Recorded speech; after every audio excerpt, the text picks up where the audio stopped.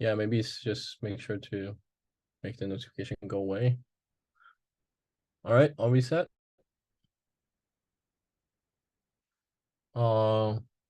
There's something on the screen. Priya, there's something on the screen you want to make that go away. Hold on a second.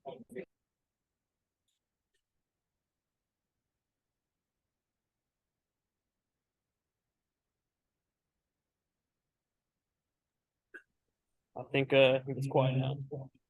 Okay. Can everybody hear me now? Maybe like, thumbs up on the back. 1, 2, 3. Can you hear me? Thumbs up. Yeah. Okay. There is something on the screen. Just click on the got it on the PC. Yeah. Okay. There you go. All right. So welcome back, everybody. Still, you see my virtual version. I'm not there yet, but I'll be back next week actually. So this is the last time we're gonna do it like this. But I guess the last time we worked, so let's continue. Same as last time, you can actually join the meeting ID. I put it there in the slides. If you want to ask questions, otherwise just raise your hand, ask your question from Puya, and Puya gonna relay the question. Just repeat it for myself, and I'm gonna answer it. Okay. I'm still in Spain. I finished my presentation today, so I'm ready to come back home actually over the weekend. There are a few things that I want to discuss, kind of logistics, but let's actually kind of first talk about things that we kind of left off last time, and then at some point I'm going to talk about like PTs and stuff like that as well. Before we get started, is there any questions? Anybody? Yeah, we got one question. Sure. Good?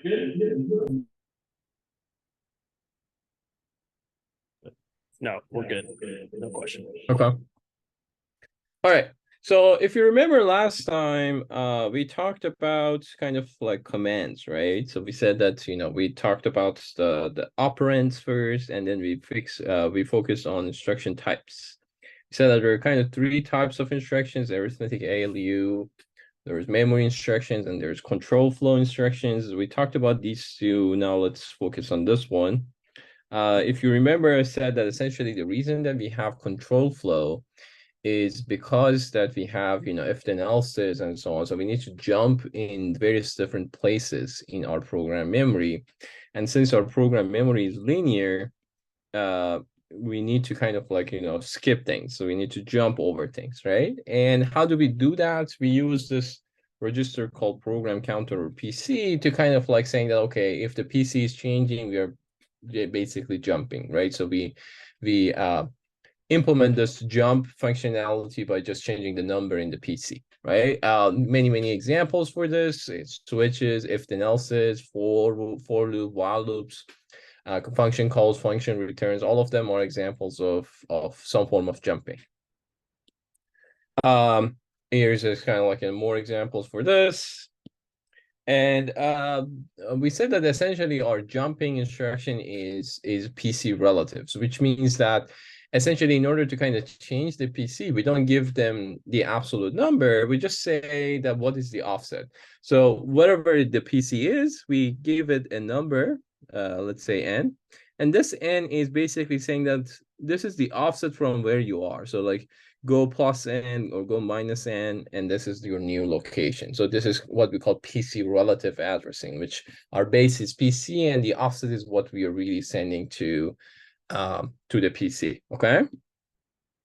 The last thing we talked about was the difference between generally jumping and branching. All of them are kind of some form of jumping, but we also have explicit jumping and we have branching. The difference between the 2 is jump is an unconditional branch, right? So essentially jumps is always guaranteed that it change the PC, versus branch is checking some condition, and if that condition is true, then it changed the PC. So branch is some form of a jump that has some conditions, okay? There is another important things in Rust 5 that we use a lot, and that is what we call linking. So the question is, why do we need linking, and what's the use case of linking? Linking is kind of like this process of remembering what the PC is. So basically, whenever we do link, we kind of save PC in some form of register. So maybe, for example, X1, okay? So whenever we jump, not only we change the PC, but we also kind of store the previous PC into some register, okay? We call this process linking. The reason for linking is for returning. So like, we have something like a main function, right? And then we kind of execute some instructions. At some point, we have this instruction called call, and let's say, for example, we call foo. So at this point, PC is kind of like pointing to this instruction, right? For example, to make things simple, let's say that PC is equal to X100, okay? The address 100 in hex. So what happens at this point is that since this is a call function, it's going to change the PC. So it's going to jump somewhere else into the program memory, let's say wherever the PC, the function foo is stored, and it's going to execute those foo functions, the instructions within that. And at some point, it's going to get to the return, right? So what does this return do? This return should go back to the next instruction right after call, right? So essentially, we need to continue executing main from wherever we do the call. So how do we do that? We do that by this linking kind of functionality, right? Because the linking says that, the next PC is actually where this X1 is pointing, okay? So all we do really is that this return function is essentially saying that PC now should be equal to X1, right? So that's all it needs to do. Of course, there is like one little detail that you have to pay attention to, and that is if we're doing the linking here, okay? The linking is the PC, the current PC, okay? And then if you're doing the kind of X1 is equal to PC, we're gonna go back to this call function, okay? And then if you do that, we kind of like, we're gonna stuck in some form of a loop, right? So we're gonna execute this, go here and go back here and so on and so forth. So typically what we do is we are kind of storing the next PC, okay? So kind of think about this as whatever X plus. So when we are actually saving, we're not really saving PC, we are saving PC plus 1, okay? So that's what we are really saving in X1. Because in that case, then if X1 is equal to PC, then in this case, we're going to go to the next instruction directly, okay? So like long story short, when we are linking the next PC, which is PC plus 1, okay? And if we don't need linking, so if it's, for example, it's just a regular jump, then we can still link things, but we can just ignore that link, okay? So that's also another thing. So we can either just jump, or we can jump and link, but link to an arbitrary register that we don't care, okay? So here's the list of instructions that we have in our RISC-V control flow. And notice that we have two types of jumps, and then we have a bunch of different branches. As I said, the difference between branch and jump is that the jump is unconditional, but the branch is checking some condition, and if that condition is true, it's jumping, okay? Another thing that you have to remember is that you see that this PC, remember I told you that jump and linking is saving PC to the destination register and then changing the PC, but it's not PC plus 1, it's actually PC plus 4. Why is it PC plus 4 and not 1? The reason for this is that if you remember, I told you that our memory is byte addressable, right? So each line is 1 byte, okay? And again, if you remember, I told you that we are doing 32 bits, and our instructions are also 32 bits. So essentially, when we are reading an instruction, we are reading 4 of them together, okay? So each 4 lines in our instruction memory is basically one instruction, okay? So when we want to read the next instruction, what we really need to do is doing PC plus 4, because we need to go down 4 lines and start here, right? So essentially this is where if this is the beginning of instruction 1, the beginning of next instruction is actually 4 steps down, because there are 4 bytes that we need to kind of skip. So that's why this is PC plus 4. If you, for example, had 64-bit instructions, right, this would have been PC plus 8, right? So we have to skip 8 lines in order to get to the next one, okay? So now that we understand this PC plus 4, let's actually go into each of these instructions. The first one is JAL, which is jump and link. We usually show it this way. We have the JAL, we have RD, and we have the label, okay? So what this does, it saves the PC+4 into the RD. So for example, let's say we have something like gel x2 and label whatever it is. Okay. So what it does is that x2 gets PC+4. Okay. And then the second thing that happens is that the PC gets the value of label. Okay. So this is how we're going to actually change the PC. And notice that here we are essentially, the way that we calculate the label is the PC plus the immediate value that's kind of stores inside. So this label here, to make our life easier, the way that this the compiler calculates this label is the actual address that the PC going to get. So for example, if this label says 100, the PC going to get 100. Okay. In reality, though, as I said, the way that we write this instruction is this number is whatever PC, so it's 100 equal to PC plus some offset. And this offset is really the number that we kind of put into the instructions. In the next few slides, I'm going to show you the actual kind of binary format of instructions, and you're going to see what's the difference between these two. For now, just remember that when we have a GL, this label is the actual absolute number that PC going to get, okay? You can always refer back to this table to kind of understand this as well. Another different instruction that we have in RISC-V is this thing called JAL-R. The difference between JAL and JAL-R is that instead of using a direct label, in JAL-R we do what we call the indirect addressing. So essentially what it does is calculate RS1 plus offset and put that into the PC, okay? So PC gets whatever value stored in the RS1 plus the offset, and that's what we're going to get to the PC. And again, RD going to save whatever PC+4 value we have. There's also another like tiny details in JAL-R, and that is when you're seeing here, it seems that we are not really adding RS1 plus offset.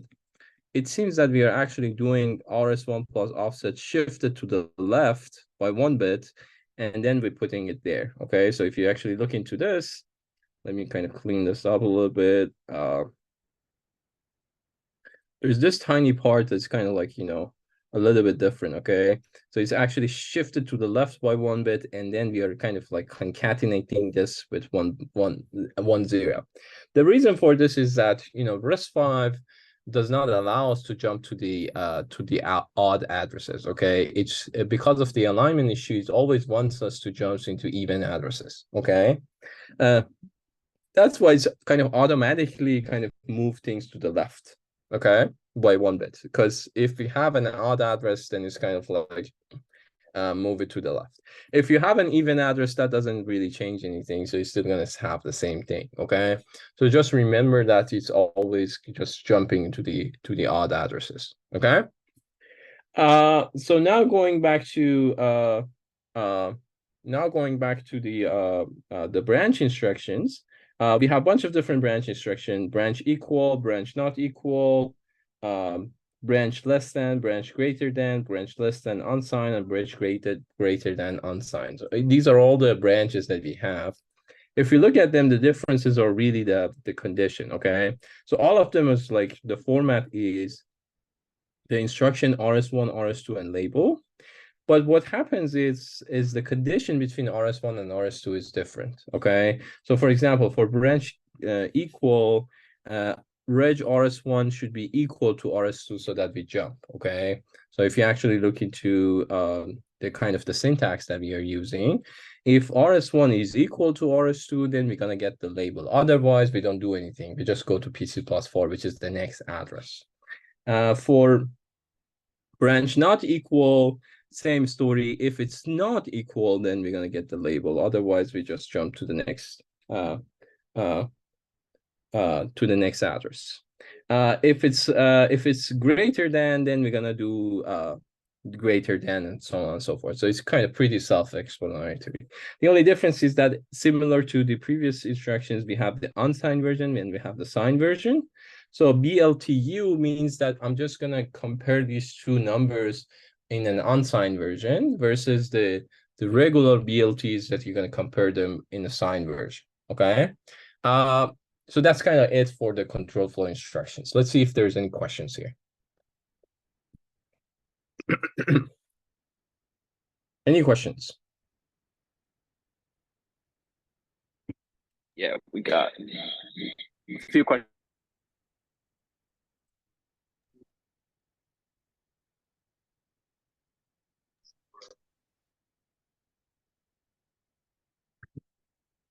So they're asking, are we expected to memorize these instructions? No, you're gonna get this table all the time, right? So both in the your quizzes and your homeworks, you always have access to this table.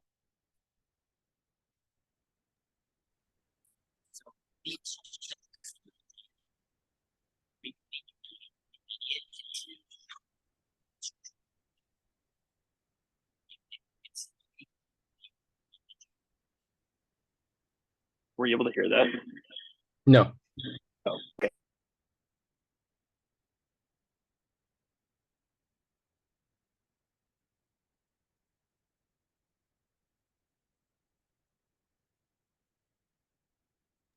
Okay, are you putting the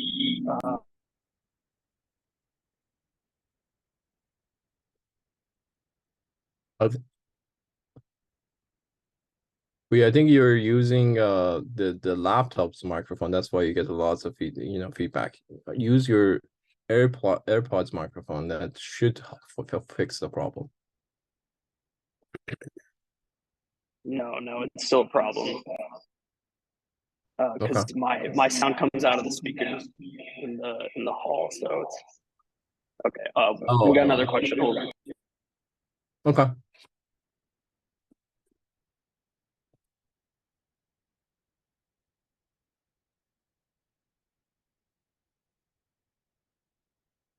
Okay, so if we're jumping every four, why are we okay with only landing on even?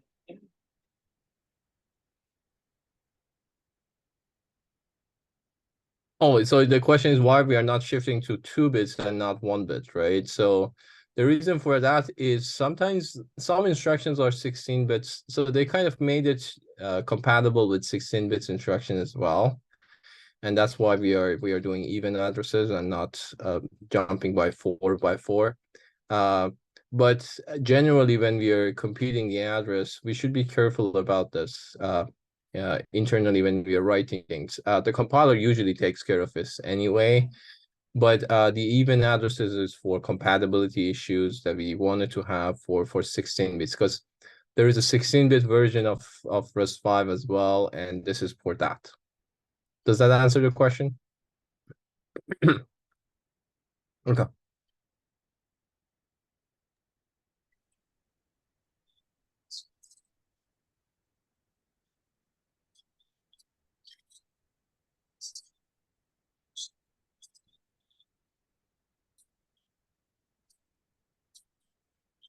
Yeah.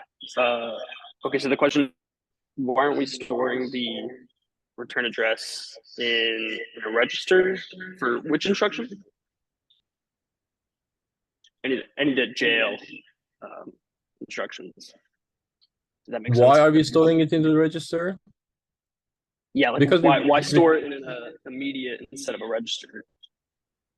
we're not storing it in immediate. We are storing it in the register. I mean, the linking part happens in the register, right? So if you look into this part, what is happening is the PC+4 is stored into one of the registers, which is this RD register here. Okay. The label itself is a number, it's an immediate, okay? But we can have two options. We have the immediate option and we have the register option. So either of these two could work, okay? So if you use JAL, we use an immediate to jump. If we use JAL-R, we use RS1 plus some offset to jump, okay? So that's the difference between the two instructions. Did I answer the question?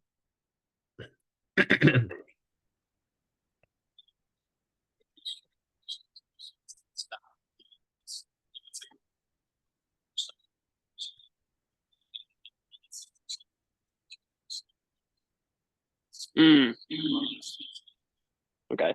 So why are you in a register as opposed to like the stack. So if you did something recursive, jump through like more than 32 times, would you run out of registers? Oh, when you're doing the GL, why or not you're using stack? You can. We're actually gonna come back to the linking part and return address and so on later, but remember that GL is always you always need to remember the last return address, right? So you don't need to remember a bunch of them together. Uh, uh, but yeah, if you do something recursive, then we need to do something else.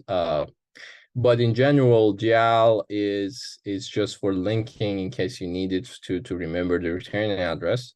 If you want to push this into a stack, typically what happens is we have something like, GL, for example, X1 and label, okay? And then compiler, we're gonna add this instruction called push, for example, X1, and then we're gonna do a bunch of things, and then we're gonna have another of these. So the pushing to the stack part is actually kind of a load instruction that comes after this, because you still need the address, right? So the GL gives you the address. If you want to kind of record this into stack, you push it into the stack using the additional instruction, okay? Did I answer the question? Okay. Okay, we got one more question. But one thing to remember, I want to say is kind of the way that we handle stack is usually done by compiler. So it's not the programmer's responsibility to do things. Compiler, usually automatically kind of push and pop things from stack whenever there's a function call. Actually, in the next few slides, we're going to talk about calling convention. And there you're going to see how kind of compiler takes care of these things.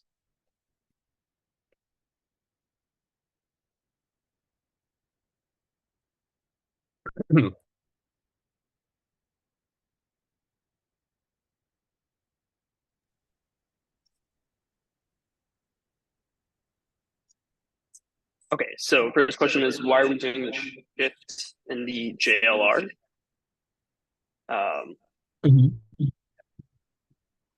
And what is the next question?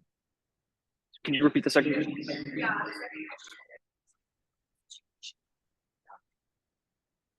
Is there ever a situation where you jump and not? Yes. So the first question, why are we shifting? The reason that we are shifting is because we want to make sure that the PC is always even, okay? The reason that we don't like odd addresses is the alignment issue. If you remember last time I talked about, so you want to have something like, our memory is like this, right? So addresses, each for address is one instruction, okay? So we want to make sure that when we are jumping to another instruction, we are starting at an even address, okay? We're starting at like 0, like 4 or 6 or 8 or something like that, okay? In a 32-bit version, actually, somebody else mentioned this. You really want to actually be not only just even, but you want to be also multiply 4, because basically every instruction is kind of 4 bytes, right? So you kind of, it seems that you actually wants to shift by 2 bits. The reason that we are not doing shift by 2 bits and we just shift by 1 bit is that RISC-V actually has what we call compressed instructions that are 16 bits, okay? So that means that, we kind of like every 2 rows is one instruction. We're not covering in this class. We always assume that all of our instructions are 32-bit, but there are 16 bits. So that's why we kind of don't do this, because if we do this, then we cannot have 16 bits instructions. We do this to make sure that we can have 16 bits instructions as well. But this kind of one shift is always making sure that we never go into odd addresses, okay? So we don't have the misalignment issue, because misalignment cause lots of problems for instructions. So this is kind of what compiler does automatically to do that. So that's the answer for one question. The second question is that do we have something like just jump and not linking? We do have that. Actually, I'm going to explain pseudo instructions soon. But the base instructions is always GL and GLR. And if you don't care about linking, you can always GL with X0. So for example, you can do this, okay? If I have GL X0 label, what will happen is that PC+4 will be saved into X0. But if you remember, I told you cannot write things to X0. So all it does is basically not doing anything. So it's just change PC to the label, okay? So your jump is essentially equal to GL X0 and label. Okay. Okay, I think we're good on Any questions. follow-up question? No? We're good? All right, so let's continue. Where were we? All right, so this is There's one more question, actually. sure.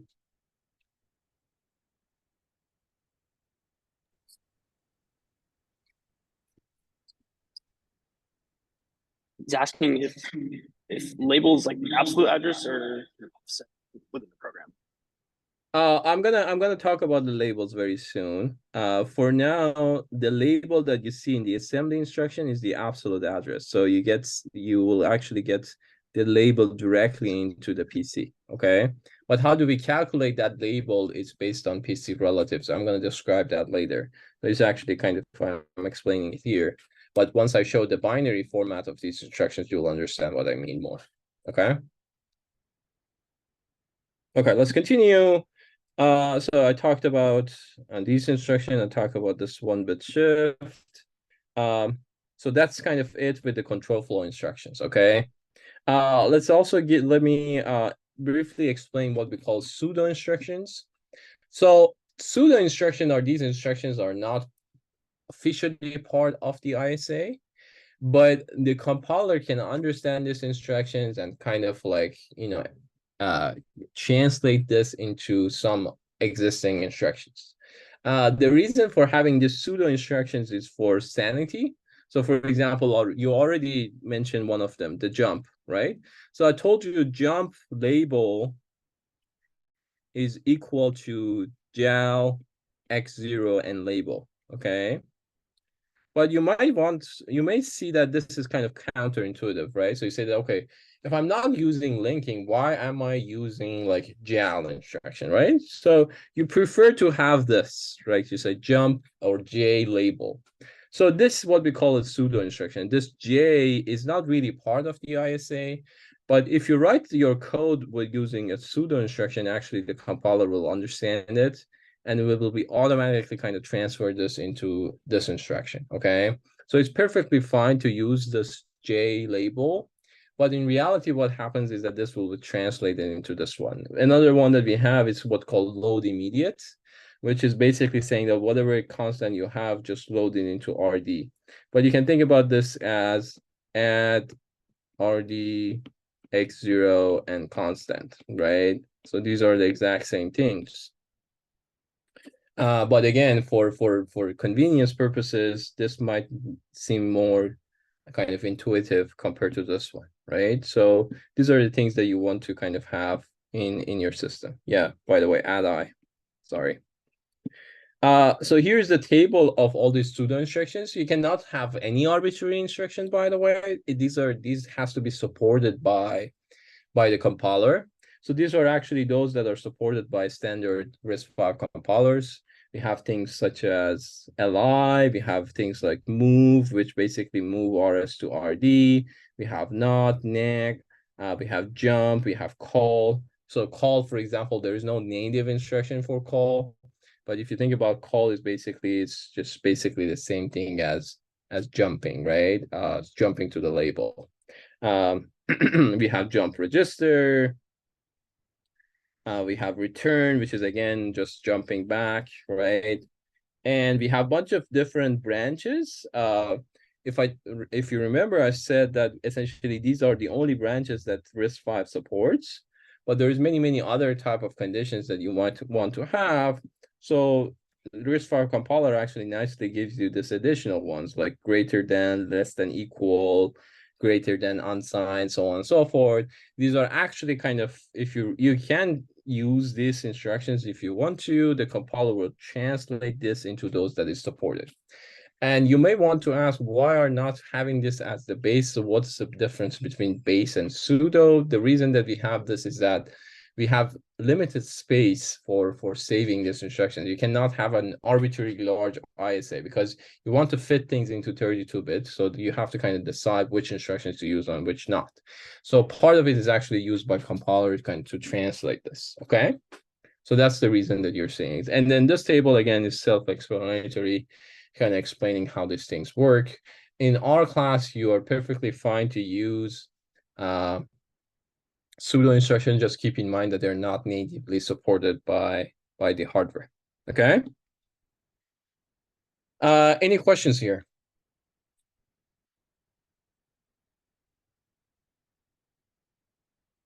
Okay. So let me also quickly talk about return on call because we use this quite often. So how does these instructions work? So essentially the call, as I said, is based on this fact that, you know, we have like, you know, we are executing some functions, and when we get to the call, and then some label, this is basically like jumping to that function. If you go back to this table, you will see that call is actually a pseudo instruction, and all it does is basically saving PC+4 in this RA register, RD register, and then it's jumping to the label. We have this thing called calling convention, okay, which we essentially know exactly which register should be used for saving the address and which register should be used for jumping back to the address. This register, we usually call it RA. RA is actually, I think it's X1 or X2 or something like that. I'm going to show it in the next slide. But typically there is one register that is reserved for jumping and saving the return address, okay? So we typically just follow that format whenever we have a call and whenever we have a return. Let me see if I can actually, yeah. So this is kind of like the table for the calling convention. RA is actually X1. We usually save the return address here. For example, the stack pointer or SP is usually X2. The global pointer GP is X3, and so on and so forth. This is what we call calling convention. For those of you who are not, know exactly what is a calling convention. A calling convention is a set of rules that whenever we have a function call, we want to follow those rules. Because, for example, if I don't know where my return address is stored, then I might lose it, right? So I want to make sure that I always know that my return address, for example, is always stored in X1. In that case, I don't override X1 in my functions because I know that X1 is reserved for storing the return address, okay? So each ISA has its own kind of set of rules. RISC-V is kind of has its own rules. These rules are basically kind of like the three main ones are these ones that I'm showing in this slide. The callee, for example, promises that they don't leave some of the registers unchanged. They leave some registers unchanged for the caller. If they need to really modify those registers, they have to save it into the stack, into the memory first. And then when they're returning back from the subroutine from the function, they have to recover it, okay? For example, I told you that X1 is usually for the return address, okay? This means that in my function foo, I usually shouldn't touch X1 because if I replace X1, then I'm going to lose the return address. So everything will break down, okay? So I typically don't touch X1 during my subroutine.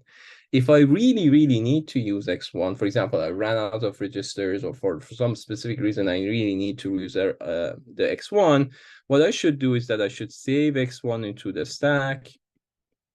Then it's safe. Then I can do whatever I want with X1 during this process. But before returning, I need to kind of recover X1 from the stack, okay? And then I can safely return, okay? So there's a whole bunch of these registers I'm going to show you in that table that I showed you before. These are the things that you want to save. Some of them what we call caller savey, and then some of them are for callee saves. Okay. And then there's a whole bunch of other rules as well. For example, on the call, we have to store the return address using the linking, and we usually put it into the stack.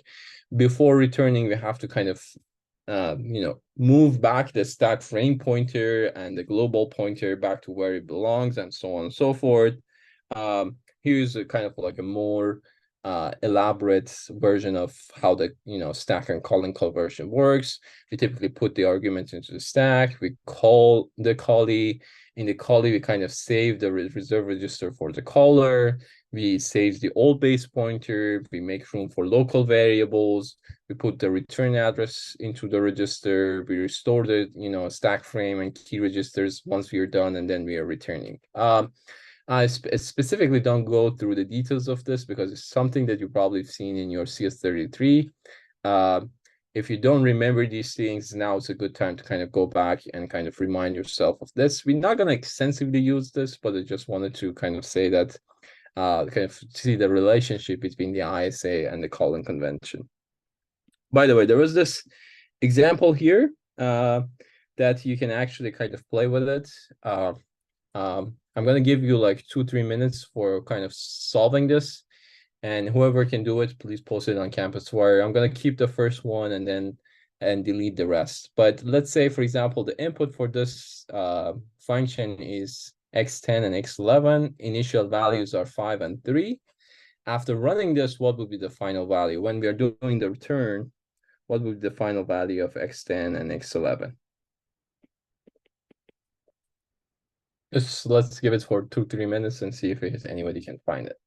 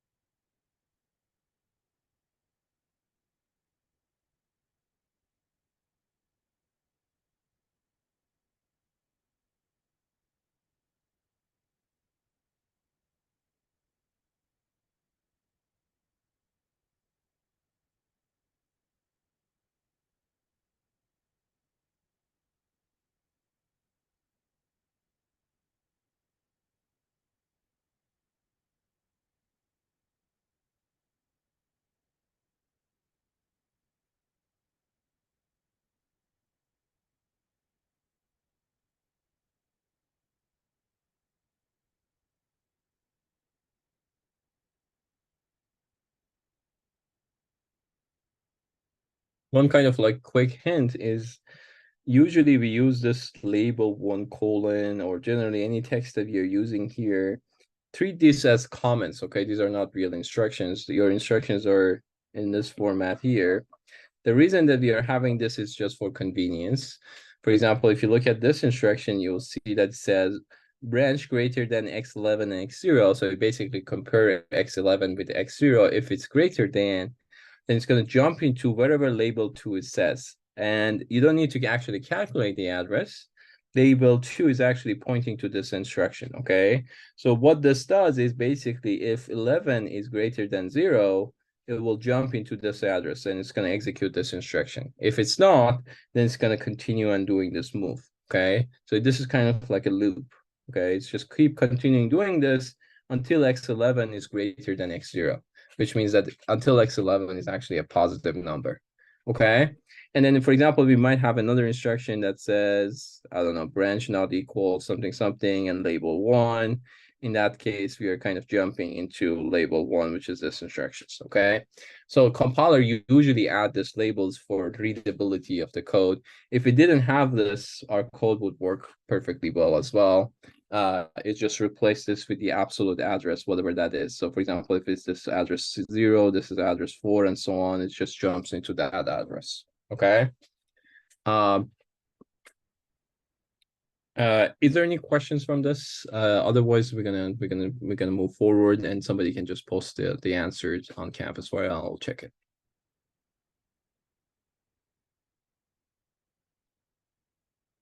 We good? I think we're good. Okay. There is also this one. Here I want you to kind of write the assembly version of this code.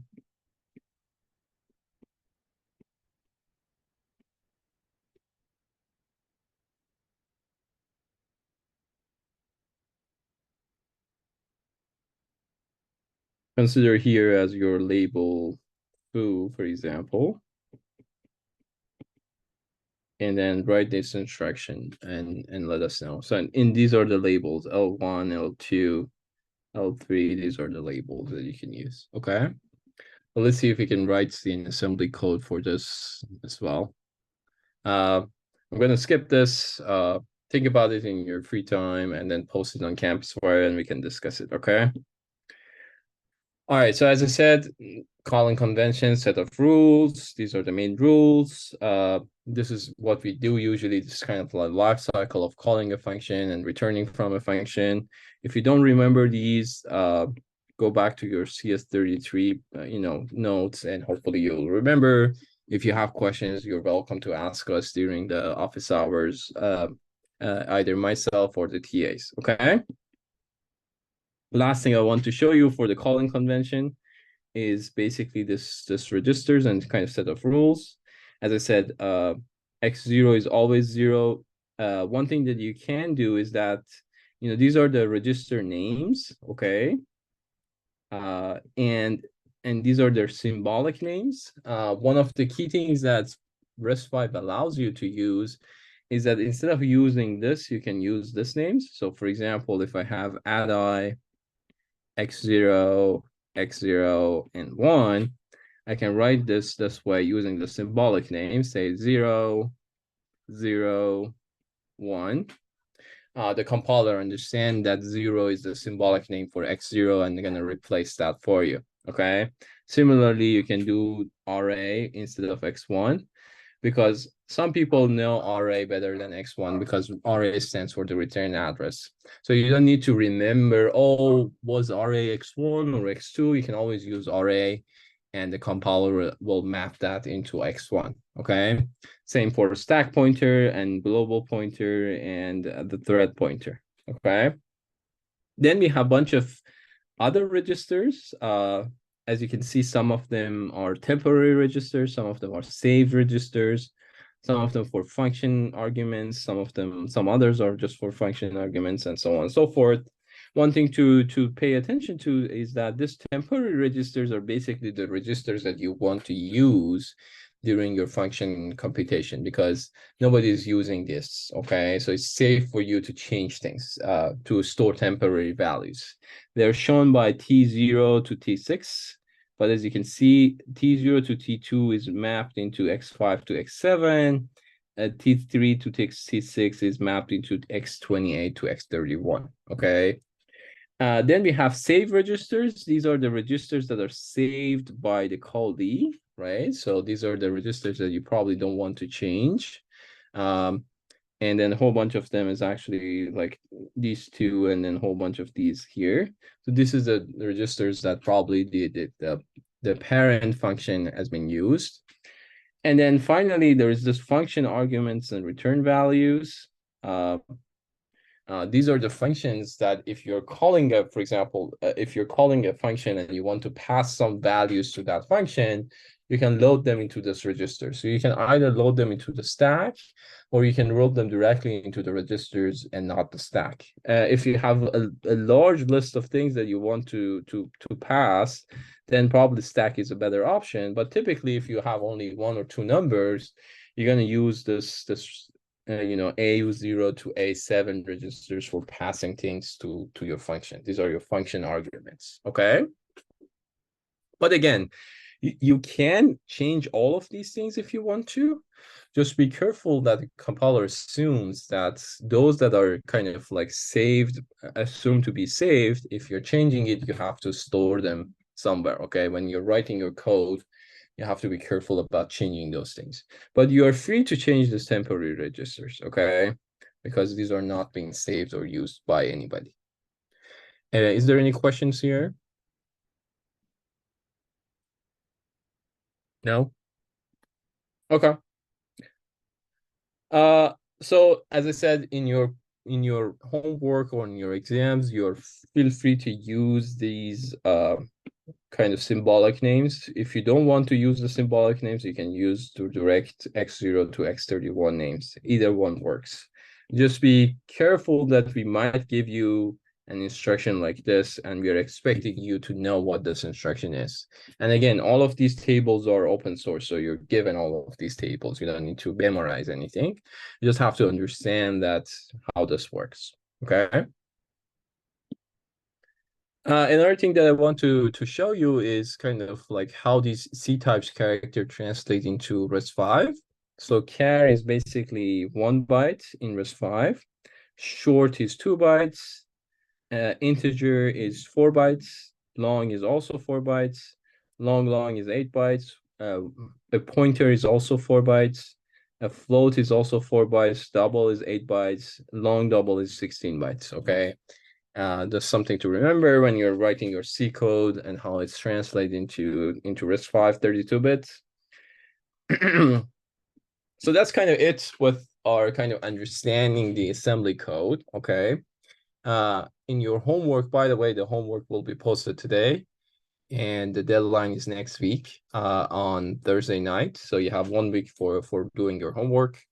In your homework, we're going to give you some instructions and some functions, and want you to write assembly codes for them or translate from C code to assembly and so on and so forth. So you can actually use all of these things that I'm showing you here to kind of like, understand this. Okay, you're free to use pseudo instructions. You're free to use symbolic names and utilize these tables in order to write those things. Okay. Any final questions about assembly RISC-V? Okay. So now we're done with assembly. So now the question is, okay, what should we do next? This is basically mostly so far we talked about things that you kind of knew in your previous courses, or hopefully you knew. If you didn't, it's as I said, it's a good time this week to kind of review these things. But now let's move on from assembly code to what we call the machine code. Okay. And you kind of now will understand. I'm going to connect some of these dots. I talked a lot about, oh, there's not enough space in immediates. There's not enough space for different instructions and so on. But we really never discussed why there's not enough space. So let's actually talk about that. So one thing to understand is hardware does not understand assembly, okay? The only thing that hardware understands is just zeros and ones, okay? So in order to kind of create this understandable code for the hardware to execute, we need to kind of translate this assembly code into what we call a machine code, okay? Which essentially we kind of like gets this add x2, x1, x0. We need to create a list of zeros and ones at 32 bits. And this is really what our instruction is, okay? List of the zeros and ones. And we call this machine code. So essentially for all of our instructions, we're gonna have a sequence of zeros and ones. We're gonna load this into our memory, and then our hardware will understand this, okay? So how do we do that? We use a table kind of that for every instruction basically says, how do you translate this into zeros and ones, okay? If we follow the format of the table, then we can essentially, translate everything. In reality, this transfer happens on the compiler side. It's automatic, so you don't need to do it manually. But it's important to kind of understand how this works, okay? Before jumping into that, these are like the list of very useful resources. The kind of the tables that I show you all from this resources as well. So feel free to use them, save them. You have access to all of these during your homeworks and exams and everything. So you don't need to memorize anything, okay? So I'm gonna talk about this part in starting of lecture 3. I'm going to give you a few minutes of break before that, but before doing the break, let's actually finish this lecture. So there are things that we didn't cover, okay? We didn't cover R64 and we didn't cover R16, okay? These are the 64 version and 16 version of ISA. As I said, we are only focusing on RV33, sorry, R32.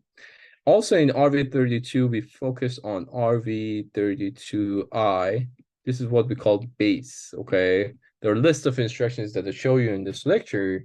These are all for the base, okay? But there's also additional things in RV32, like M version and A version. These are additional instructions. So for example, one thing probably you've noticed is that there is no multiply, or there's no there is no division in the list of arithmetic, because they are belonging to this M version, which we're not going to cover in this class, okay? There's also a whole bunch of floating point operation and registers that we didn't cover. There's privilege and system level instructions that we didn't cover. And so essentially there are a whole bunch of instructions beyond this lecture that we didn't show. The thing that we're going to do in your homeworks, projects, and exams is that we're going to focus on only these instructions that I show you in this lecture. If you go to these resources, you will see all these other instructions as well. Feel free to look at them and kind of trying to understand them. You should be able to kind of understand all of them now, because kind of I gave you the basics. But just remember that all you need to know from this course is the instructions that I went over in this lecture, okay? There's other things that we might cover, like CISC and microcoding and VLIW. For now, just ignore them. And then we're just focusing on 32-bit version, fixed pipeline, hard-coded hardware that we're going to focus, okay? And then last thing is the participation. So last week we didn't do the participation. On Tuesday also we didn't do the participation. We're actually going to use this website. It's actually one of your classmates has this website, and he kindly shared it with me. So what you need to do is that logging into this link, either use the QR code or just type in the link. For the first time, you need to create an account, okay? Just put in your UID and your name. This information is stored in my PC, so it's not shared by anybody else. Create an account there and then use this password. Let me find the password for you. Actually, you can take a break. I'll find the password, put it there. You have time to log in. Okay. So let's have a 5-minute break. Come back at 1. Okay.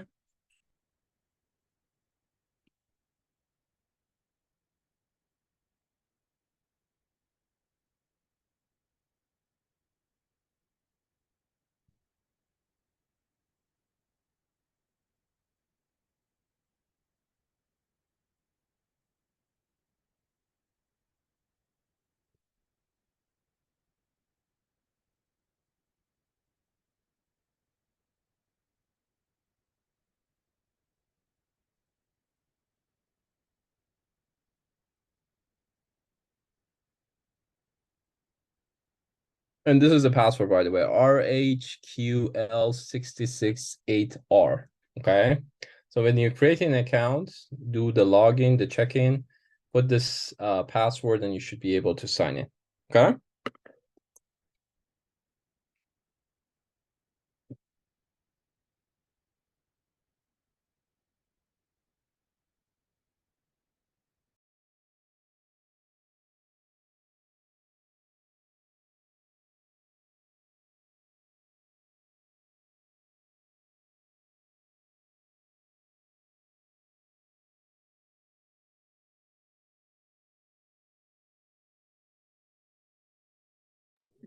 Okay, so there might be some problems. Is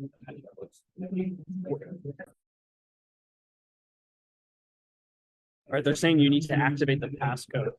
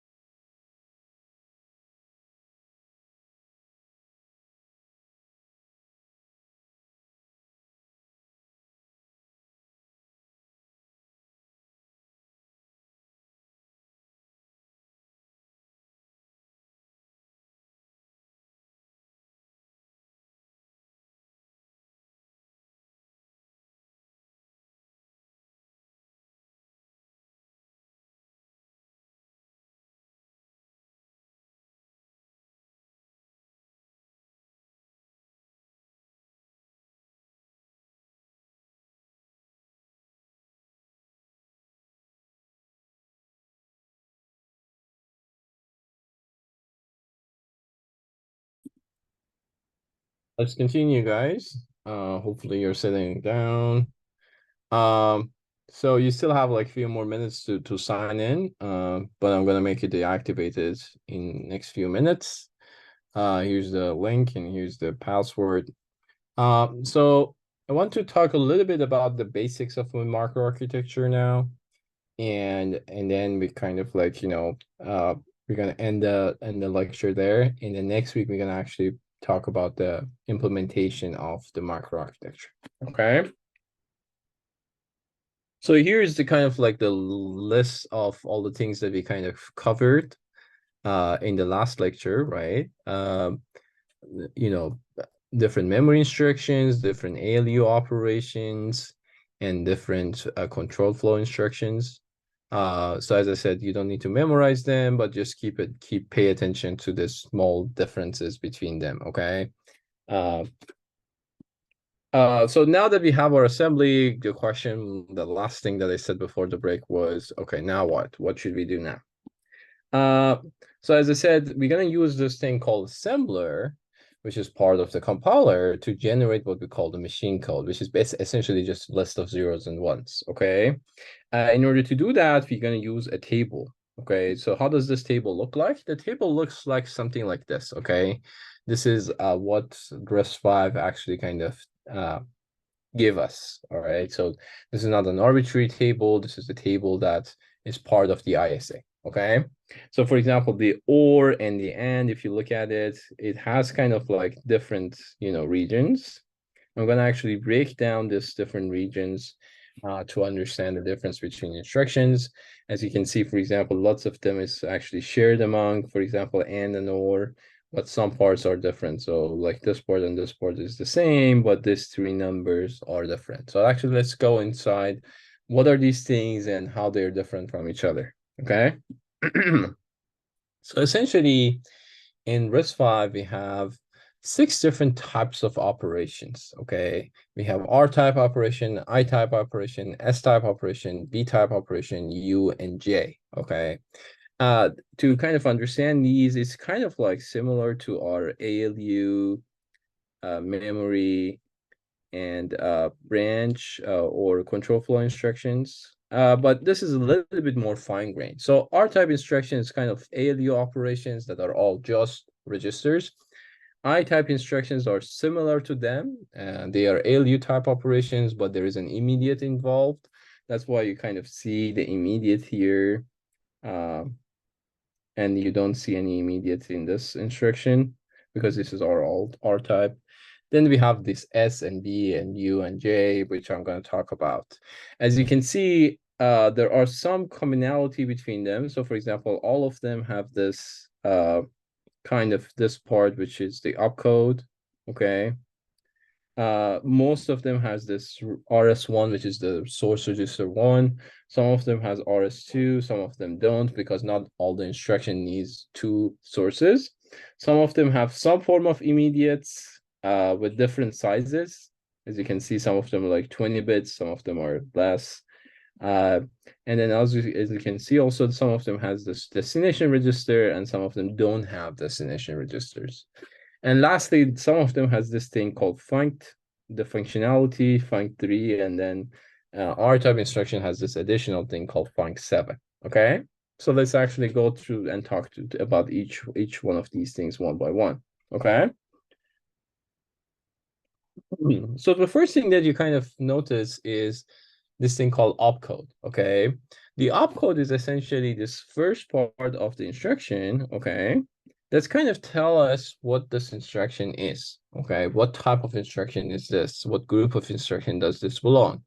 And if you kind of look into kind of this table here, you will see that, same type of instruction, same group of instructions share the same opcode. So for example, you see that all the branch instruction actually have the exactly same opcode, 110011. Why is it 110011? There is no specific reason for it. It's just, you have to, assign a unique number for this, okay? And as you can see, opcode is essentially 7 bits, okay? Starts from bit 0, always starts from bit 0, goes all the way to bit 6. So it's the 7 bits you need for opcode. Why do I need 7 bits? The reason that you need 7 bits is that by 7 bits, you can have to the power of 7 different instructions, unique instructions. And RISC-V is kind of thinking that, okay, 2 to the power of 7 is enough for us to kind of have all the unique instructions, okay? If we wanted to do more, we had to kind of make this bigger. So for example, do 7 or 8. But as you can see, if you remember, I told you all about, oh, we have only 32 bits, we have limited space and so on. If I wanted to make the opcode bigger, I kind of needs to kind of like get rid of some of these other things, like, you know, make the RD smaller or RS smaller and so on and so forth.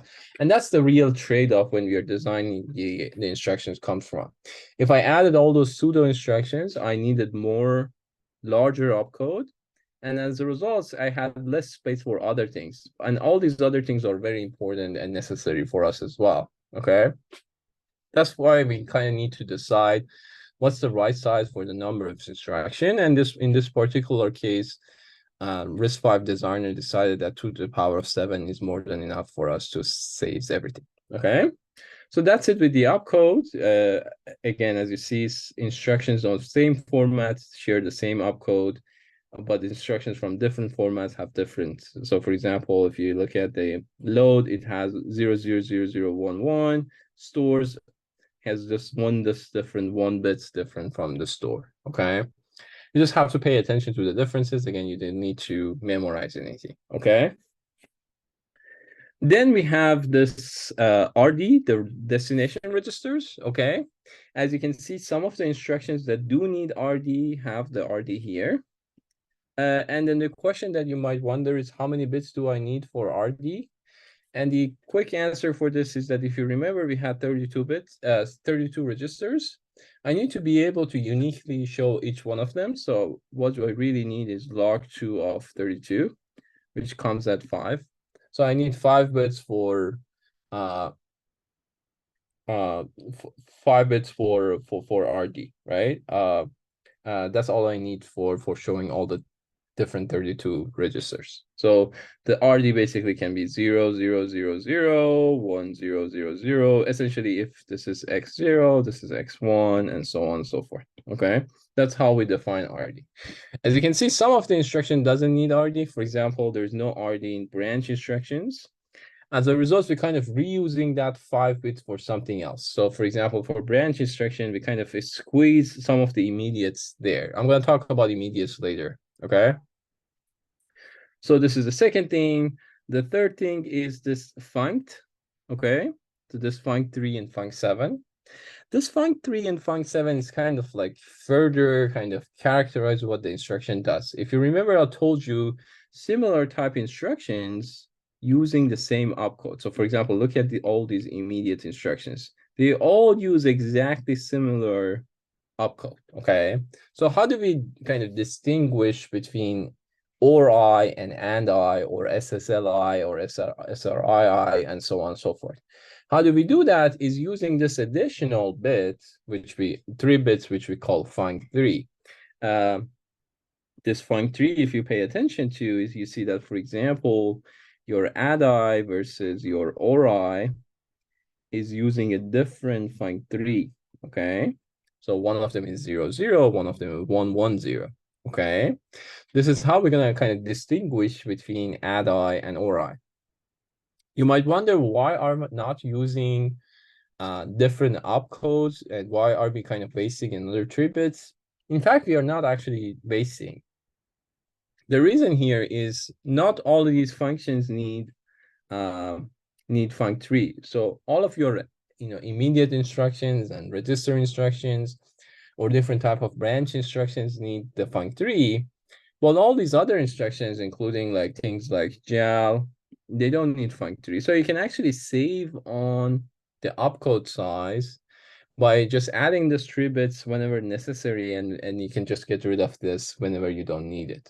Okay, so that's kind of like the idea of using this funct3. It's kind of like part of the opcode, but it's really not opcode. It's kind of like, that's how you can define the difference. Another nice thing about having like func3 and opcode is that the opcode can show you the group of instructions very quickly. So as soon as you see, for example, 0010011, you know immediately that this is an immediate instruction, an ALU operation instruction. Okay. And then later on, you can kind of decode it into what type of operation is this? Is this an add or and I, or so on and so forth. Okay. So this is the use case of func3. We also have this func7, which actually in most cases is not really used. It's really just one bit different in most cases. And mostly it's used for this R-type instructions, okay? Later on when we are discussing how do we do the ALU design, we're going to come back to this func7 and then talk about that. But usually mainly think about this is that this area is really not useful for these R-type instructions. We are really good to go with all these parts. We use this func7 only if we want to kind of like, detect the small differences. So for example, if you pay attention to the difference between add and sub, you will see that it's actually add and sub are exactly the same. Everything is the same except this one tiny bit here that is different from the two, okay? So this is kind of like where the func7 functionality come into the play. But as you can see, most other instructions, we don't really need func7. We are good with func3 and the opcode to kind of detect which instruction is this, okay? That's the another thing that we are using is RS1 and RS2. As you can see, some instruction use both of them. So for example, branch equal needs both branch equal needs both RS1 and RS2, same as not equal, same as all these R-type instructions. Anything that needs two operands as registers needs both RS1 and RS2. But some instructions don't need it. So for example, all these immediate instructions just need RS1, and then the RS2, basically the source 2 is the immediate, okay? So if you need RS1 and RS2, this is the place that you have to put them, okay? Between bits 15 to 19 for RS1 and between bits 20 to 24 for RS2. Similar to RD, you still need 5 bits for each of them, okay? So 5 bits here and 5 bits here. Okay, so you kind of need a 5-bit here, 5-bit here, 5-bit here. 15 bits of your 32 bits basically just goes to the number of registers. And if you remember, I told you that, we have 32 registers. The reason we don't have more is because we need more space and we usually don't have space, okay? Another thing to remember is that we cannot have more number of registers added to the microarchitecture because we cannot address them here, okay? This is kind of hard-coded, so you have to have only 32, okay? If you want to really add more registers, there's another trick that we're going to use later on in this course. But for now, just assume that we always have 32 registers, okay? So kind of covered everything. The last thing I want to cover is immediate. So if you look at the immediates, immediates is kind of all over the place. Really, the design methodology in RISC-V is let's put immediate wherever we can. And one thing to note is that the size of immediate is not the same. So for example, in J-type instruction, the jump type instruction like JAL and JAL-R, you see that essentially we have about 20 bits of immediates. But in I-type instructions, we only have 12 bits of immediate. Why this is the case? Because essentially the most we can kind of put is if we have 7 bits for opcode and 5 bits for the RD, we have 12 bits already, and we have total of 32 bits, right? So 32 minus 12, we are left with 20 bits, okay? So the best we can do for an immediate is 20 bits, okay? But as I add more things, such as like RS1 and RS2 and so on, this eats up this space for the immediate, okay? So for example, for I-type instruction, I definitely need RS1 and I really need func3. So here's a 3-bit goes here and another 5-bit here. So that 12 plus 5 plus 3, and now it was 20. So I end up with 32 minus 20. So I end up with only 12 bits for immediates. So that's why I cannot really go beyond 12 bits in an I-type instruction, okay? Remember I told you that we cannot really have two immediates in the one instruction. That's where this is, right? Because if I needed 12 bit here, another 12 bit here, then 24 out of 32 is already gone. I already need like an opcode and find 3. So this is all about how we can fit as much as we can into these instructions, okay? And then same story for all the others, like S-type, you have 5-bit here, and then you have another 6-bit here, and so on and so forth, okay? So just pay attention to these kind of like the formatting. It's not straightforward formatting. It's not always there. And they try to squeeze immediates wherever they can, okay?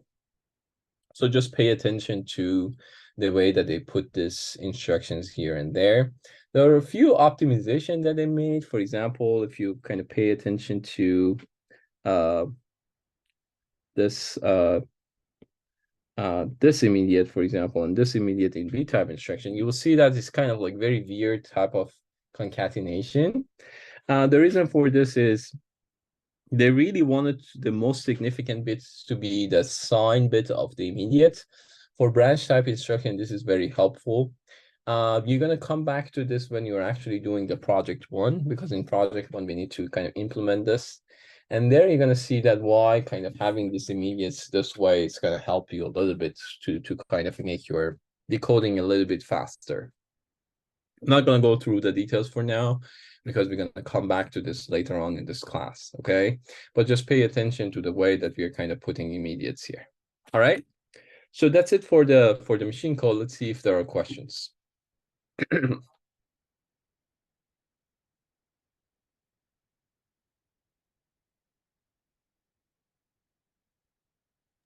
Uh, any comments, or can they get additional clarification on the func3 field? Find3 field is there to kind of help you to distinguish between types of operations that you want to do in your ALU, okay?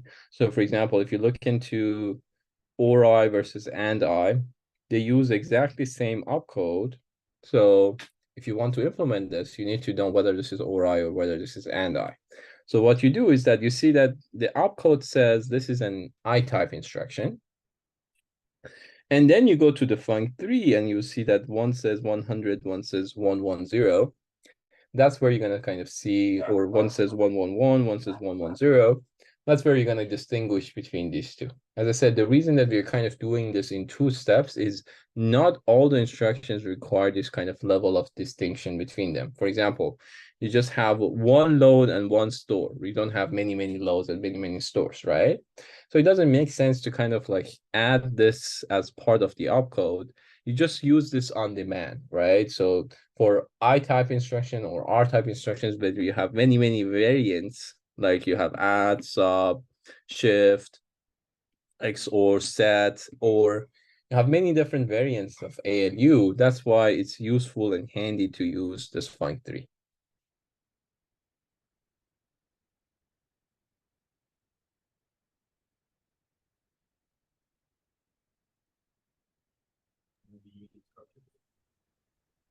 So is the memory bus width typically narrower than the instruction bus width? The memory bus is narrower than instruction. Why is that the case? How did you come up with that?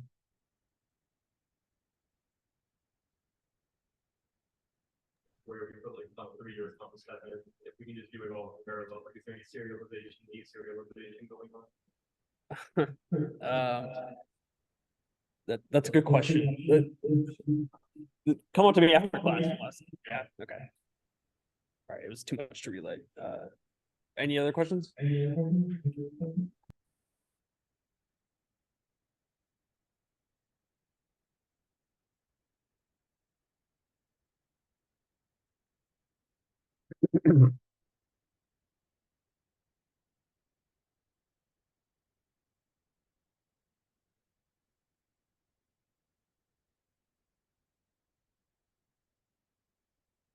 Okay. Can you explain the layouts of the immediates on the was it I-type instructions?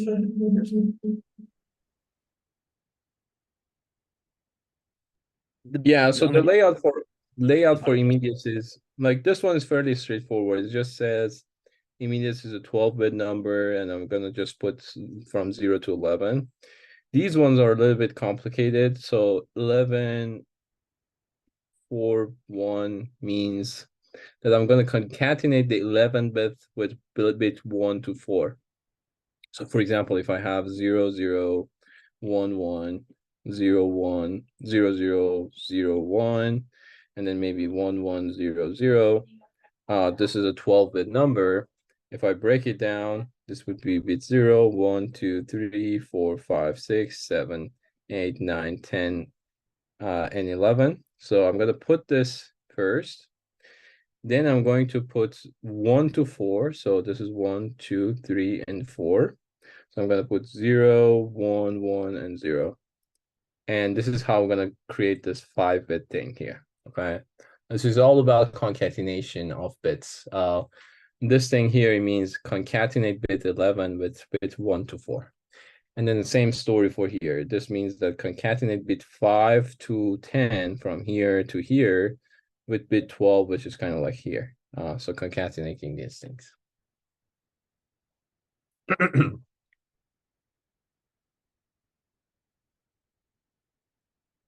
Question. Where's bit 0? So if you remember, B-type instructions was those that you shift to the left was 1 bit, right?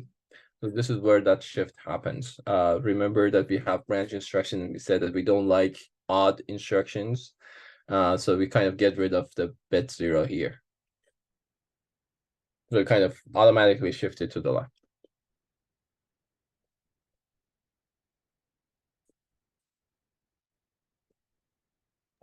No more questions. Okay. Yeah, so this is kind of quickly reviewing things that I said. Different instruction use different sizes for immediates, just pay attention to them. Another thing is func 3 and func 7 help us to preserve modularity and not making bigger opcodes. So for some type of instructions, you need func 3 and func 7. For some of them, you don't. So that's kind of it for the machine code, okay? So far, I told you that you have your software, you translate this software into assembly, right? The way that you create your assembly is you need to define different types of instructions. You have ALU operations, you have memory type instructions, you have control flow instructions. We have also different types of operands. I talked about register operands, immediate operands, and we talked about memory operands, right? So collection of all these things creates the assembly language of RISC-V. There's also tiny details such as calling convention that you need to pay attention to. There's also pseudo instructions that you also have to be careful about. But that's kind of it for the instructions. Now, after the break, I'll also explain how the machine code works, essentially the translation from this into the bits of zeros and ones. So once you're given, for example, an add instruction, now you know how to convert it into a machine code. In your homework, you're going to give you a bunch of these assembly instructions, and it wants you to kind of translate it into a machine code. The good news is that compiler does that for you automatically, but you have to understand how this works. So far we kind of address this and address this. Let's now actually talk about this and this. This is actually going to be how we're gonna spend next 2 weeks of how do we run this and how do we design the hardware to run this. But let's quickly talk about this, okay? Before jumping into that, a few things to mention. As I said, the homework 1 will be out on the website. I still haven't uploaded it, but I'll put it in the website. So essentially the same place that you find the videos, you will see the link for the homework. You have to upload it into Gradescope, okay? Into Gradescope. Just remember that the homeworks will be graded based on complete this and not accuracy. So just feel free to kind of go through them. If you actually check out last year and previous year website, you'll see examples of last year homework too. So you can actually, if you need more or if you need solutions first, you can try them first and then use the current homework.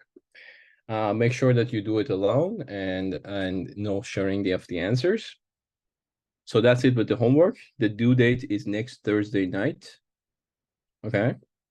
So you have exactly 1 week to kind of finish this. The TAs during their office hours will talk about this. If you have any questions, feel free to go and talk to them. And also feel free to ask questions on Campus Wire about the homework. Okay. That's one thing. The second thing is about PTEs. I went through the requests and I issued some PTEs to those who needed it. I didn't give it to everybody because we were well over the enrollment size of this class. So there was only a selected number of people for various reasons. They got PTEs. I sent an email to them directly. If you didn't receive an email about PTE and you requested a PTE or you think you got a PTE, this means that you haven't received it and you're not going to receive it anymore because I'm not going to issue any more PTEs for this class.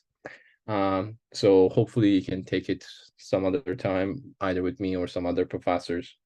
And again, sorry for those of you who didn't manage to get this class. We are constrained by the logistics. Okay. Let me see. Oh, okay. So we're gonna have the office hours. Office hours starting this Friday. The list and the time and the location of each class is posted on Campus Wire. Make sure to check that. My own office hour tonight is not gonna be there.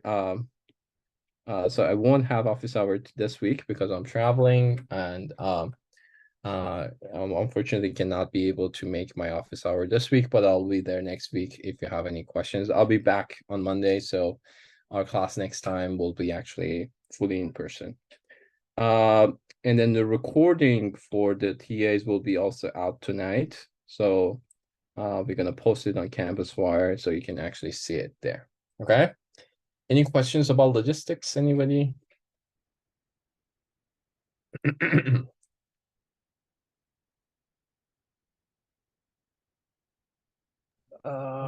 Did the join code for Campus Wire expire? No, it shouldn't. You should be able to join. Same code.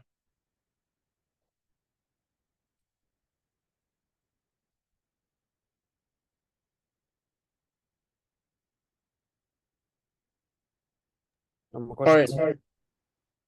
Okay. So that's kind of it with the logistics. So let's go back to kind of this question of how do we execute this in hardware?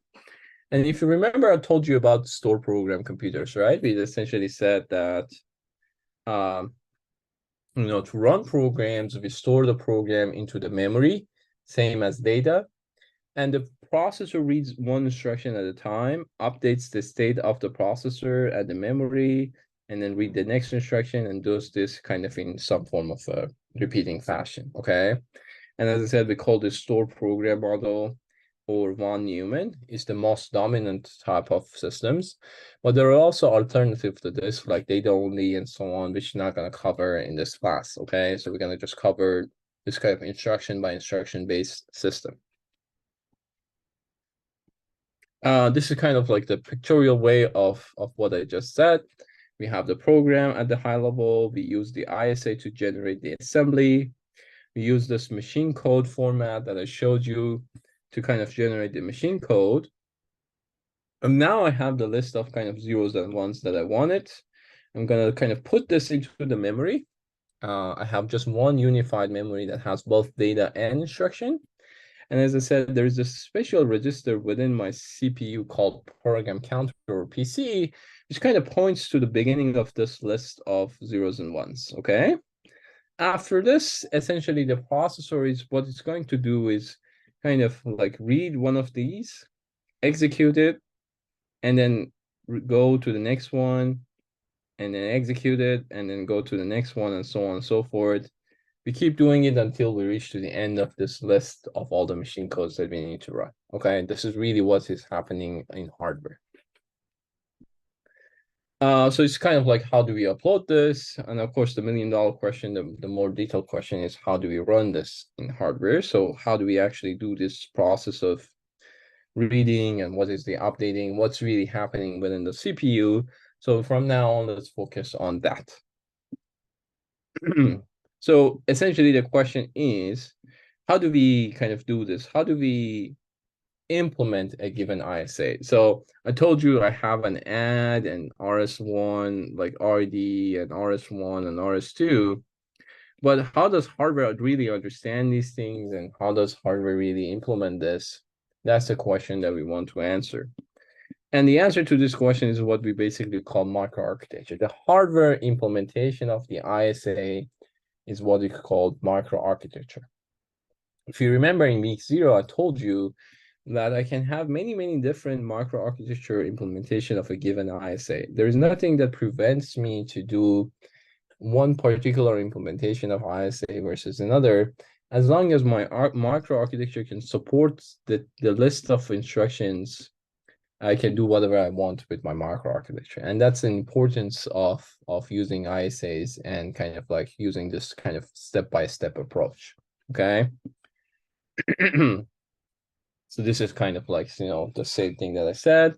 Same ISA could be different microarchitecture. And remember, I told you that the goal here is having efficient.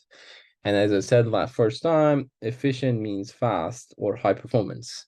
And of course, you want to kind of be a little bit power efficient too, but you really want to have the fastest possible system that you can. So the goal of the microarchitecture is, how can I implement this ISA and have the fastest possible implementation so that I can run as quickly as possible on the instructions. So the fastest I can run each instruction, the fastest the entire program will be. Okay. So let's see, what are those tricks. So the main thing that we're going to use when we are implementing in a microarchitecture is that we kind of use this state machine view. Hopefully you remember what a finite state machine is, but generally you can kind of like think about any sort of problems that set of different states, that they transition from one state to another based on some conditions. So like condition 1, if it's true, you transit from state 1 to state 2. You do something in this state, and then you might transit to state 3, and you might go back to state 1, and so on and so forth. So processor is really nothing different than this. There's a whole bunch of different states that we're going to explain what those states are. And what really happens is that once the one instruction comes, this is kind of beginning of our state machine, we're going to do a bunch of different things. And then we kind of go back to the beginning state. And then this is instruction 1. And then we're going to repeat this for instruction 2. And we're going to repeat this for instruction 3, and so on and so forth. So it's really the kind of design methodology, the big picture of designing a CPU or a microarchitecture is creating some form of state machine and kind of like figuring out what are those states, what is the transition between those states, and so on and so forth. This is really what we are trying to do in a CPU design. Okay. This is kind of a little bit more kind of details version of the state machine view. Typically, we have 3 main components. We have the controller, which kind of decides what sort of control signals we should issue, how to transition from one state to another, and so on. There is this part which we should call data path. The data path is the part that we actually do the actual activities, like adding and changing and storing and reading and all those things. So we have like our program counter here, we have our instruction register here, we have our register file here, we have our arithmetic logic units here. And then lastly, we have our main memory. Because remember, I told you that our design is basically a memory plus a CPU, right? So our memory is kind of like very tightly coupled with our CPU design. So this part is really our CPU, and this part is our memory, okay? So our CPU is further broken down into a controller or a data path, as you can see here, and our memory is just talking to this machine, okay? Talking to both the controller and the data path. For now, don't worry about these kind of names, but it's generally the idea is You're going to implement some form of state machine plus some data path for kind of doing activity within each state. We're going to talk to the main memory to kind of update and read things. And then this is how we're going to implement each instructions. Okay. So in this class and in the next 2-3 lectures, I'm actually going to break this down, this very complex picture. This is actually the processor that we're going to implement in this class. And you see there are lots of things going on here. There's a bunch of different blocks. Some of them are blue, some of them are black, there are different numbers and so on and so forth. So what we're going to do is that we're going to actually kind of, talk about and break down this very complex figure into these individual components. And we're going to say why we have these and what is the rationale behind having that. What's the role of controller here and all those things. So this is kind of like the blueprint of what we're going to discuss in the next few lectures. Designing the microarchitecture. Okay. Any questions so far? Okay. So kind of wrap up. I want to quickly go over the life cycle of an instruction to kind of give you some idea of how does this state machine would look like. So essentially, the first thing that we need to do is reading the instruction from the instruction memory. Remember that the instructions are stored into the memory. In order to execute them in the CPU, we have to first bring them, okay? We call this process fetching, okay? The second thing is that we need to load the operands, okay? So we fetch the instruction and now, for example, know that this is an add instruction, okay? So what does we do after that is, for example, if this is an add instruction, we need to read RS1 and RS2. Where RS1 and RS2 is stored in the either register file or whether it's stored in memory and so on and so forth. So we need to kind of like read that, okay? Then we need to execute this, right? So now we have the operands. We know what sort of activity do we need to do. So we kind of need to decide what type of arithmetic operation this is, or whether this is a control flow and so on and so forth. Once we do that, we have the results. We need to store this result somewhere. We need to update either our register file or main memory. And of course, we need to kind of update our PC and then move to the next instruction. So kind of repeat this process. Okay, so we kind of like do this and then repeat it for the next instruction. This is kind of the state machine that we need to implement. And within this state machine, within each of these states, you see that there are some operations that we need to do. So this is where our data path is going to come into the play. Okay, so let's start with the fetching. But before jumping into the fetching, I want to kind of give you a little bit of background in some logic design and that you've probably seen in M51 or CS or M16, ECM16. Things like how the sequential logic works, what's the difference between different types of memory and so on and so forth. So let's see if we can do it in like 5 to 10 minutes.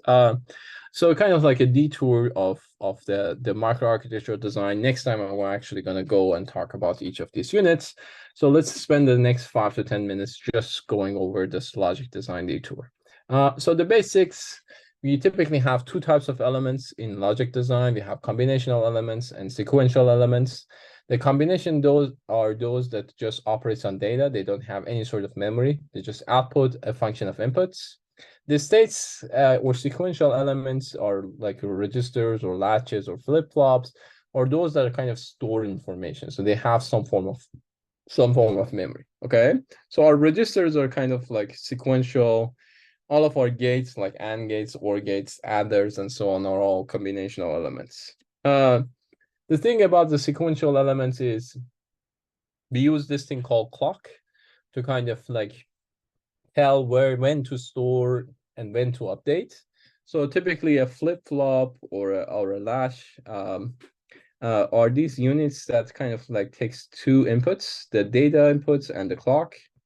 And they're usually what we call edge triggered, which means that when the positive or negative edge of the clock comes, whatever data that we put here is going to be sampled in the output. So the updates, the output, the Q will be updated when we see a positive edge. One thing to note is that typically there's some form of propagation delay So when the positive edge comes, the queue doesn't get immediately updated. It typically takes some time for the queue to get updated. This is because there are some gates here that takes some time for flipping. And there's a whole bunch of designing of how do we design our register in order to make sure that they have less delays and so on and so forth, which we're not really concerned in this course. We just need to know that things are clock-based, okay? There's also another additional things that you might have in your registers, and that's registers with write enabled. The difference between a regular register and write enabled register is that you have this additional signal, a binary signal 0 or 1, which essentially say that, you know, when the positive edge comes and when you put the data, if write is equal to 1, if the write enabled is 1, which means that you are enabled to write, then the data gets updated. But if your write enable is not equal to 1, so at this point, even if the positive edge of the clock comes, your output is not going to be updated, okay? So the write enable is kind of like a gate that tells you whether you are allowed to do something or not. Later on, when you're designing the data path, you will see why this is a useful thing to have. Because essentially with this write enable, you can control whether your registers are updated or not, okay? Another thing that I want you to know about is memories. Generally, the way that we design our memory is kind of an array of registers. If you think about it, it's not really registers, but it's kind of like an array of registers.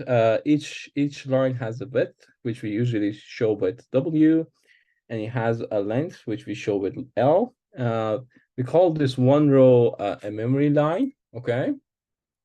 The size, the width, and the length of the memory depends on the size of the memory. For example, I told you that most of our memory should be byte addressable. So we typically have 1 byte here, so 8 bits. So essentially our W is equal to 8 bits.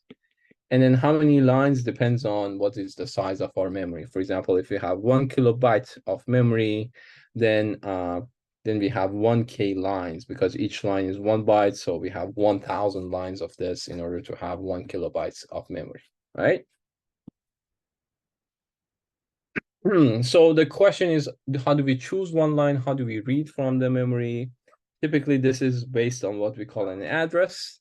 The address kind of activate a line. So for example, if you have just 2 lines, address is either 0 or 1. If it's 1, we're going to read this. If it's 0, we're going to read this. If it's 1, we're going to read this. How do we select? We're going to use something called multiplexer, which is kind of decide which one to select. So we typically put the multiplexer outside. So for example, if the address is 0, we're going to read this because the multiplexer is going to select this line. If the address is 1, we're going to select this line. So we typically use a multiplexer to kind of read things from the memory, okay? If you have multiple lines, then we need a bigger multiplexer, or we need multiple of these multiplexers at different layers in order to select the address that we want to select, okay? Memory itself can also be write enable and read enable, which means that if you want to write something, you can have the same signal control for reading or writing, okay? There's a whole bunch of different memory technologies. Somebody asked this in the campus wire as well. So let me actually talk about this very quickly. So we don't have just one type of memory. When we say memory, we're talking about registers and SRAMs and DRAMs and hard drives.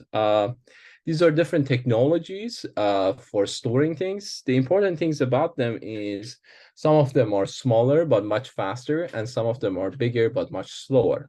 So latches, flip-flops, or in other words, registers, these are extremely fast, okay? But they're very, very expensive. By expensive, I mean, for storing 1 bit, you usually need tens of transistors, okay? So they require lots of area. And in our processor, we have limited amount of area. So we cannot really have a large number of registers because we need to spend lots of transistors, and each transistor require more area and more power. So we cannot really have many registers, but registers are incredibly fast, okay? Then we have SRAMs and DRAMs. SRAM typically requires 6 transistors, and DRAM just require 1 transistor. SRAMs are static, which means that they kind of like, you don't need to refresh them if you want to kind of like keep them. keep the data. So they're fairly fast. They're not as fast as registers, but still they're fairly fast. And but you can read only one data at a time from SRAM. But still it's fairly expensive. DRAM or dynamic RAM is much slower than SRAMs because it only has one transistor compared to 6 transistors. And then another problem with DRAM is dynamic, which means that if I read something, it destroys the content. So we need this thing called refresh, DRAM refresh, in order to make sure that DRAM is always like have the correct data. Once we are talking about memory hierarchy, we're going to come back to DRAM and going to talk about it a little bit more. But the good thing about DRAM is very, very dense. It only requires one transistor and basically one capacitor to store 1 bit of data. So compared to this kind of tens of transistors or 6 transistors, DRAM is much bigger, but much slower, okay? And finally, we have disk. These are flash drives or hard disk drives. They are non-volatile, which is great, which means that even if you power down your system, they still remember what they saved, but they're extremely slow. We are talking about milliseconds of delay here. Versus here, we are talking about nanoseconds or even picoseconds, okay? So this is the order of magnitude slower. But the good thing about disk is that they're very cheap. So you can store terabytes of data using a few transistors, okay? So that's a good thing about them. And generally, you can see this trend that from smaller, we get faster, from bigger, we go slower. From more expensive and more power hungry, we go to cheaper and more power efficient. But more expensive means smaller and faster. More power hungry means faster, okay? So this is kind of the trend that you're seeing. And then in order to kind of fix this issue, we're going to use what we call memory hierarchy. So we're going to actually not just use registers or only DRAMs or only SRAMs. We're going to actually use all of them together, but we're going to very kind of intelligently kind of move data around them such that we get kind of best of all worlds. So we get very fast access with registers. We're going to get lots of storage with disk. And we kind of hide this using a techniques that we're going to discuss in this class when we are talking about memory hierarchy, okay? But for now, just imagine that memory is this complex things with many, many different things. But don't worry about the access time and so on for now. Let's assume that everything is just available within one cycle for now. We're going to later come back to this and kind of talk about this more, okay? So as I said, this is what we're going to talk about. I guess that's it for today. We don't need the participation anymore. So to summarize, we talked about assembly instructions, we talked about the machine code, and then we talked about the idea of how we're going to implement this. Next week, we're going to actually talk about all these different components, and I'm going to break it down one by one. One thing I want you guys to do is please review CS33 calling convention. Please also review your M51/M16 to kind of like review your logic design. And please also kind of like review your assembly. These are the important things that I want you to do this week so that you're prepared for next week. All right. Thank you so much. I'm going to stick around for a little bit if there are questions. But other than that, thanks and see you guys next week in person. Thanks.